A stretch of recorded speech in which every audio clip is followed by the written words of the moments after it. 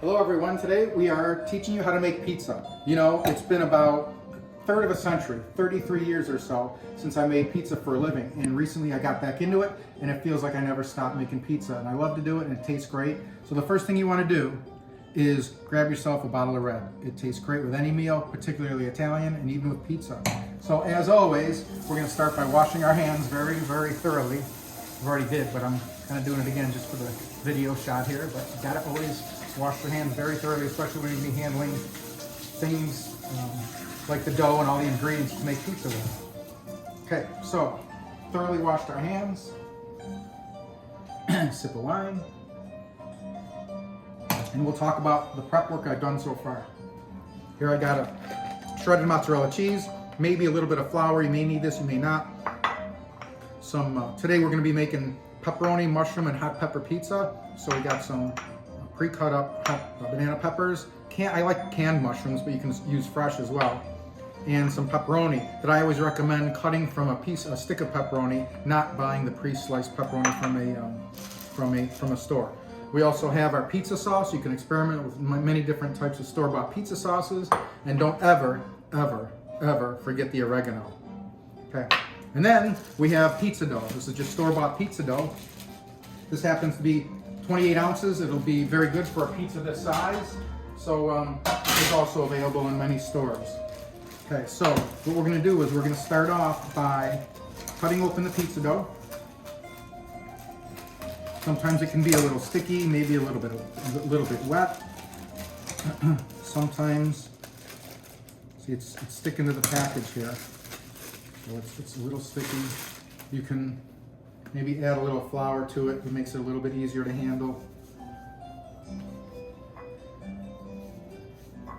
Okay, so the first thing we're going to do is we're going to knead the dough like this, okay? Okay, so we're going to put that off to the side for now, okay? And we're going to now go over to our pan. Now, this is regular Crisco. Just take a baggie. Get some Crisco on there, and make sure you thoroughly grease up the pan all the way to the edges.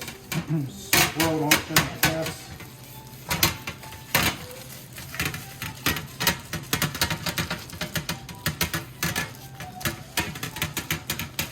Okay. Now that that's all greased up, we'll come back to our dough. We're kind of stretching it out very carefully in a nice round pattern. If you want to learn how to be a little fancy, you can do the twisting in the air, although you don't necessarily have to, but sometimes I like to play hot dogs, so we'll do that. So, we're going to be kneading the dough a little bit more, then we're going to just plop it right here. It doesn't have to be perfect, we're just going to plop it right on our pan. You want to try to get it even like that. Now we're going to put it up against here, and we're going to just stretch it out with our fingers, keeping the thickness kind of consistent.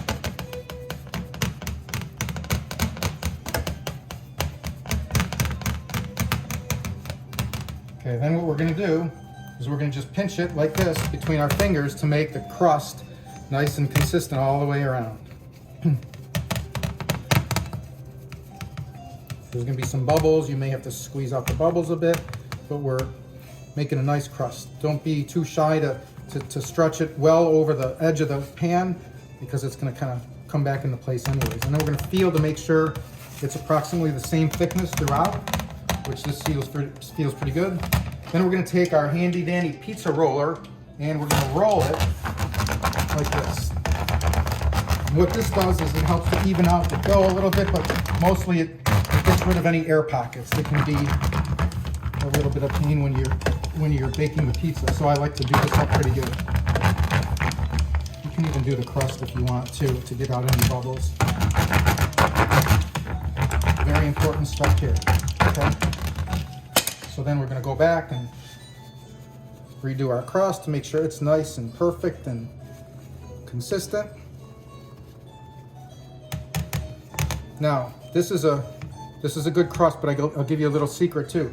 if you do this in advance, even a half an hour or an hour, even 2 hours, the more you let it sit like this in room temperature, it's going to start to rise. The yeast will take effect and it'll start rising. So if you like a thicker pizza, you might want to pre-stretch the dough onto the pan an hour or two early. But there you have a really nice pizza dough to start our next process with.